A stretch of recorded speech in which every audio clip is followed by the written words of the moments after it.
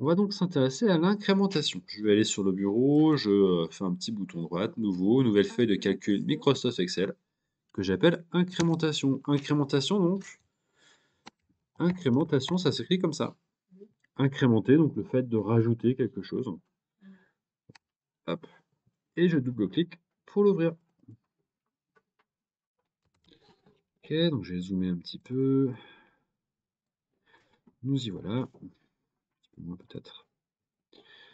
Donc pour sélectionner une cellule, je me mets bien au centre de la cellule. Je clique ici, ici. Si je veux sélectionner plusieurs cellules, je fais un bouton gauche, je laisse appuyer et je sélectionne plusieurs cellules. Donc si j'ai écrit Toto par ici, je peux sélectionner cette cellule en cliquant vraiment au centre de la cellule. Si j'ai envie de copier et coller Toto ailleurs, donc je peux mettre au centre de A1, copier, je sélectionne plusieurs cellules, bouton droite, coller. Ça y est, j'ai collé Toto à plusieurs endroits différents.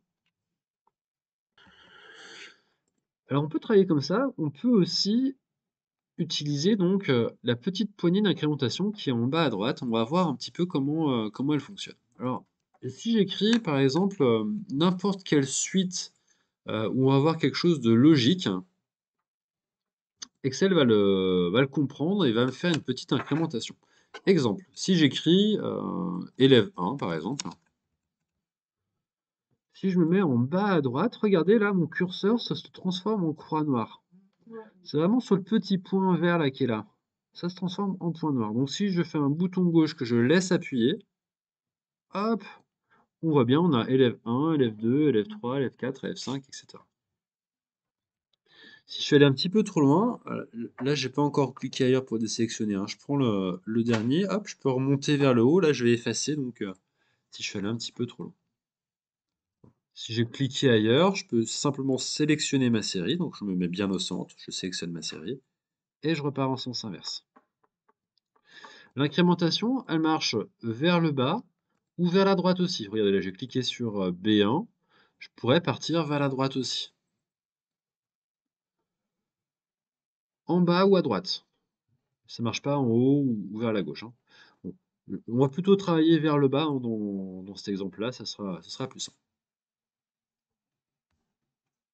Si vous voulez supprimer plusieurs éléments également, je peux sélectionner plusieurs éléments, je peux appuyer tout simplement sur la touche Supr pour supprimer plusieurs éléments, pour effacer plus exactement plusieurs éléments. Donc, on a réussi à incrémenter du texte avec un chiffre. Tout ce qui est logique, alors par exemple des jours de la semaine. Si j'écris lundi, si je descends comme ça, là le logiciel va bien comprendre que je fais un espèce de planning, quelque chose comme ça, et il va marquer mardi, mercredi, jeudi, vendredi, etc. Ça marche aussi pour les mois. Si je marque janvier et que j'essaie d'incrémenter janvier, ça marche parfaitement.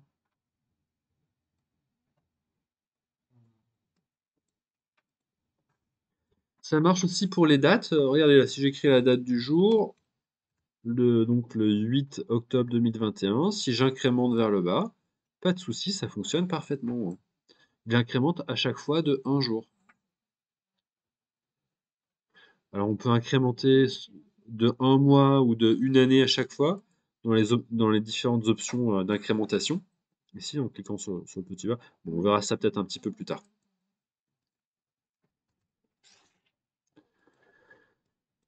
Alors, si je mets des chiffres, si je mets 1 par exemple, je pourrais me dire, bon bah là, ça va incrémenter sans problème. Si je descends vers le bas, ça devrait incrémenter sans problème.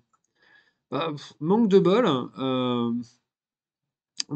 il comprend pas le logiciel, il se dit, bon, est-ce qu'il veut faire un copier-coller ou est-ce qu'il veut incrémenter?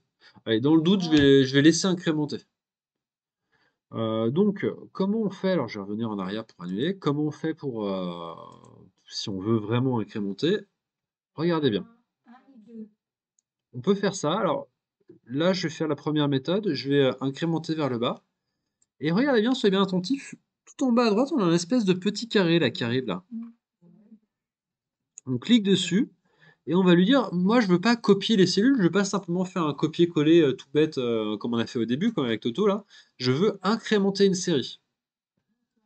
Et là, donc, il va comprendre et il va incrémenter notre série. La deuxième méthode, c'est de dire, bon bah voilà, je vais écrire 1, le deuxième chiffre que je veux, bah, c'est un 2, donc j'écris le début de ma série. J'écris le 1 et le 2. Ensuite, je sélectionne les deux premières cellules. Et là, je vais incrémenter.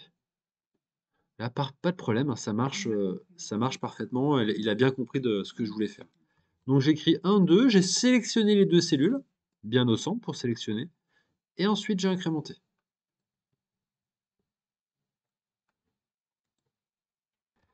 Là, on a incrémenté de 1 en 1, mais on peut incrémenter, si on veut, de 5 en 5, de 10 en 10, de 37 en 37, peu importe.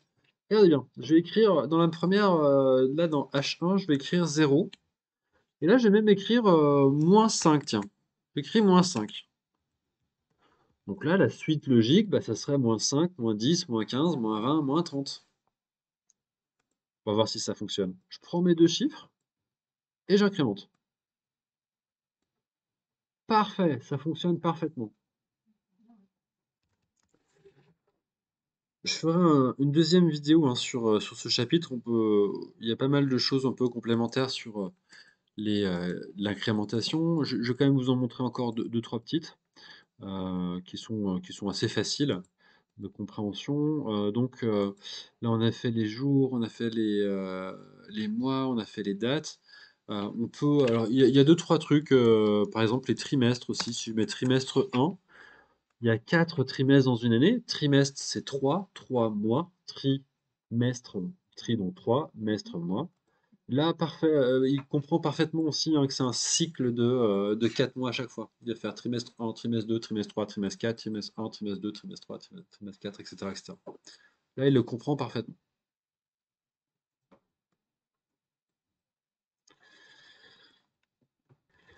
Autre chose qu'on peut facilement incrémenter aussi, c'est les couleurs. Regardez par exemple, je vais mettre des couleurs, je sais pas, tiens, je vais mettre du jaune, du vert et puis du rouge. Tiens, le drapeau de l'Estonie peut-être, je sais pas. Bref, on a trois couleurs, donc jaune, vert, rouge, jaune, vert, rouge. On pourrait imaginer que ces trois couleurs, ça soit une série. Comme un papier peint, on fasse jaune, vert, rouge, jaune, vert, rouge, jaune, vert, rouge, jaune, vert, rouge. Regardez bien, je vais sélectionner mes trois couleurs. Hop, je prends les trois couleurs. Là, je me mets en bas à droite et j'incrémente. Parfait. Jaune, vert, rouge, jaune, vert, rouge, jaune, vert, rouge, jaune, vert, rouge. On a réussi à incrémenter des couleurs. Ça commence à être un petit peu le bazar là dans ce tableau. Je vais dézoomer un petit peu puis on va prendre une nouvelle feuille. Je vais cliquer sur une nouvelle feuille, hop, et je vais écrire simplement des dates. Donc je vais écrire la date. Quel jour étions-nous? Lundi. Donc je clique sur le petit calendrier. À lundi, on était donc le 4. Je vais écrire donc le 4 octobre 2021. Et là, je vais incrémenter pour avoir. Non, je vais pas incrémenter pour l'instant. Si je vais incrémenter pour avoir si une semaine, enfin, une dizaine de jours là, comme ça, voilà. Très bien.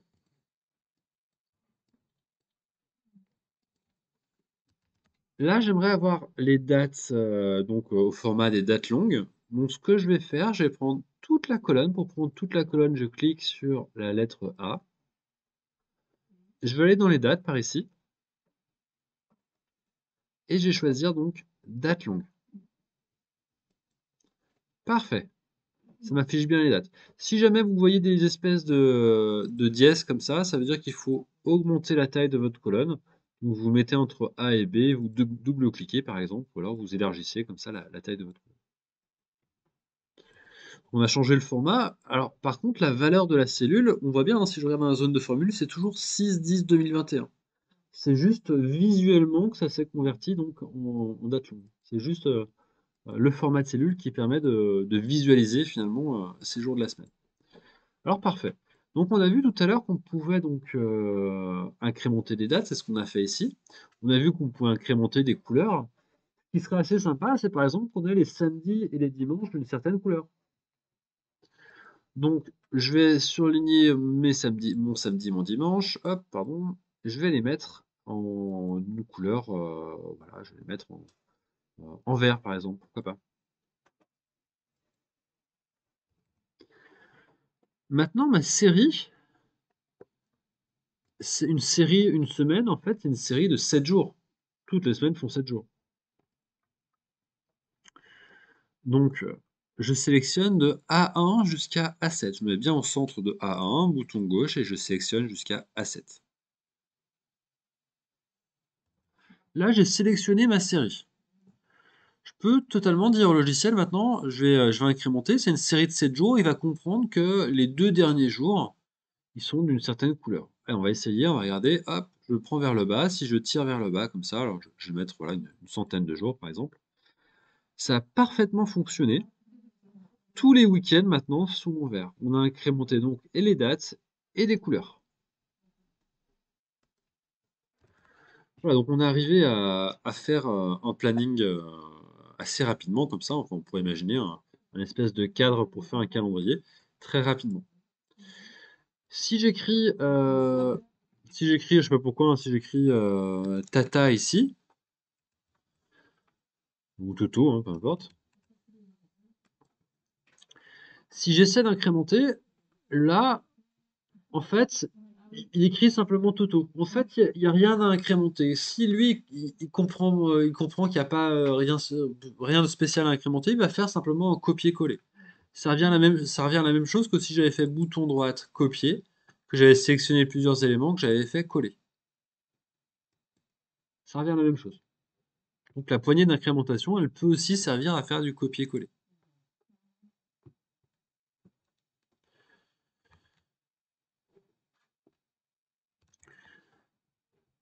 Alors voilà, on peut faire aussi du copier-coller avec cette poignée. J'aimerais donc, alors on va sélectionner toute la colonne B et on va la supprimer. Je vais vous montrer un dernier petit raccourci qui est plutôt utile. Admettons, je sais pas, ici je vais écrire, qu'est-ce que je vais écrire? On va rester sur Toto, pourquoi pas. Si je voulais écrire Toto dans toutes les lignes de la colonne, admettons, vous avez un tableau qui fasse 10 000 lignes. Je sais pas, un truc comme ça, un truc qui fait énormément de lignes. Vous n'allez pas prendre la petite croix vers le bas et descendre comme ça pendant une demi-heure, relâcher pendant une demi-heure. Ça va être un petit peu long, hein. Alors là, pour faire ça, il faut se mettre vers le bas, tu vois, il faut pas relâcher. On peut descendre comme ça pendant un petit moment, c'est assez long. Il y a un petit raccourci qui permet d'aller plus vite. Vous mettez en bas à droite et tout simplement, vous double-cliquez. Là, ça va incrémenter jusqu'à, enfin, ou copier-coller dans le cas précis, jusqu'à la dernière ligne du tableau. Ça peut être utile notamment si vous avez une formule, hein, je sais pas, est égale à 1 plus B2. Bon, là, ça va pas faire grand-chose parce que plus B1 plus d'accord, parce qu'il y a du texte, hein, enfin là il y a du texte, j'additionne du texte avec des chiffres, donc ça va rien donner de bon, hein, ça va me faire un petit message d'erreur. Mais si je voulais copier-coller une formule sur tout mon tableau, bah, on pourrait faire comme ça, j'écris ma formule et je double-clique vers le bas pour reproduire ma formule de partout. Ça va reproduire la formule de partout, ça va faire un copier-coller dans tout mon tableau. Voilà en tout cas pour cette incrémentation, une petite fonctionnalité des tableurs que vous retrouvez sur quasiment tous les tableurs, hein, OpenOffice, Google Sheet, etc. Tous les tableurs dignes de ce nom offrent la possibilité d'incrémenter une petite poignée d'incrémentation qui peut faire soit une incrémentation, soit un copier-coller.